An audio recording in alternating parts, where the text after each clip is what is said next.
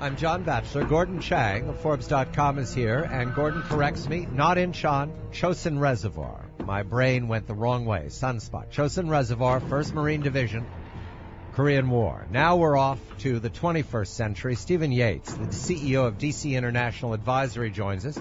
Former advisor on the staff of Vice President of the United States, Dick Cheney. Stephen, so many villains, so little time. We charge immediately into an unclear story, which is the A123 sale announced within these last days, a bidding contest. Johnson Controls of the U.S., NEC of Japan, and Siemens at one point was part of the pursuit, but it's purchased by a parts supplier in China, Chang. Now, I have the provocative remark from Marsha Blackburn of Tennessee, member of the Republican majority. No way this is going through. Your measure right now, Stephen, is A123 a benefactor of the generosity of the stimulus package of 2009 and green technology investment by the DOE, now bankrupt into reorganization? Is A123 got a high hand here to play in Washington? Can they get this sale done to Chinese masters? Good evening, Stephen. Good evening. Well, I have my doubts about where this will end up in terms of the Chinese desire to purchase.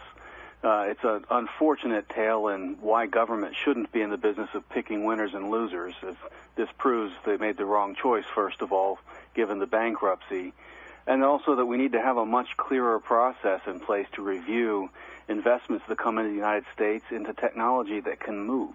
When the Japanese came in and were buying fixed assets like Rockefeller Center, it was not going to pick up and go to Tokyo.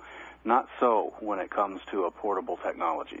And I think that's really important because, if we look just north across the border, China's biggest acquisition is of Nexen, N-E-X-E-N, and it has a lot of oil sands, but I don't think that's the reason why China is buying Nexen.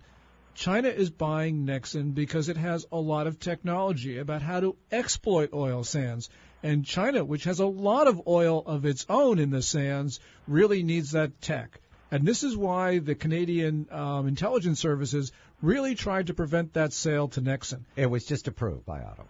It was approved by Ottawa, but it also needs approval by the United States as well. And so this is going to, again, be interesting. But this is a question of technology acquisition by the Chinese. A123 is a battery maker. One of its customers is Fisker, and other customers waiting. It has a part-time commitment to a battery company in China that is co-owned with Shanghai Automotive, the large manufacturer of Chinese automobiles. So there is a collegiality, let's put it that way. But A123 had contracts with the Defense Department. Stephen, what I understand, talking to Bill Vlasic of the New York Times, is that was cut out of the sale and assigned to a company that nobody ever much heard of, something like Nexatus or something. Is that enough? Does that satisfy Congress that you cut out the defense contracts and therefore it's okay to go with the battery? Well, it may. But these kinds of cutouts, I think, actually just sort of acknowledge that there was some concern to begin with. I mean, how much can you cut away from the institutional knowledge of what was done on both sides of the house prior to the split? And really what the target of the acquisition is, as Gordon says, it's for the knowledge, the technology. And so I think, therefore, there will remain a national security concern. If Congress has its backbone, they will delay this for some time. Stephen gets to exactly the critical point, because in A123, you had a civilian side, you had a Defense Department side, but the technology for both of them was the same.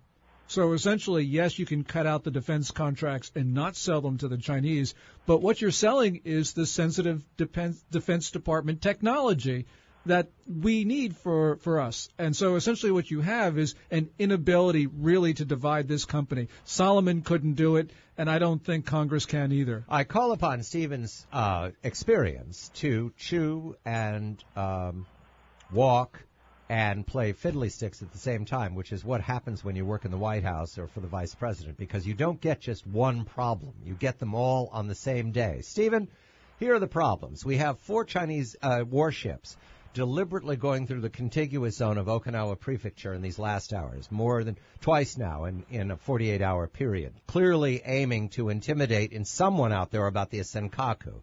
We have the North Koreans launching a 3-stage rocket successfully, landing off the Philippines after the warning of the United States and the deploying of 4 warships capable of shooting down that rocket, one of them the John S. McCain, into the Pacific. And then we have, at the same time, this question, and it's an open question right now, but I'll push it a little bit, that we want to know whether China is watching the United States' reaction to all of this because of the installment of Xi Jinping as the new boss.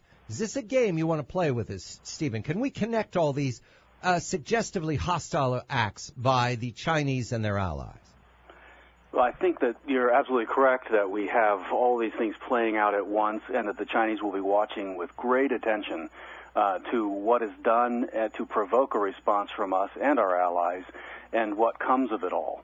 If what comes of it all is an expansion of regional missile defense technology, sort of performing the way the Iron Dome has in the Gaza conflict, but purporting that to the Korean Peninsula or the South and the broader region, then China's national security interests could be weakened as a result of how this plays out.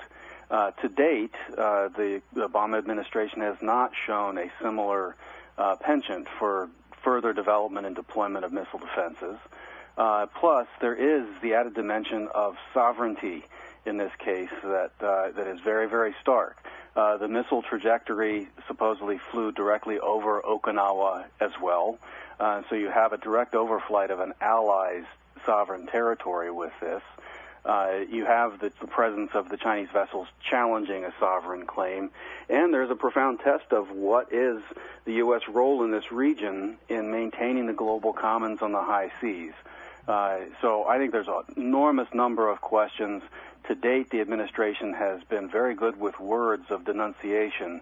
I don't think that shows the Chinese or, frankly, this young new leader of North Korea very much.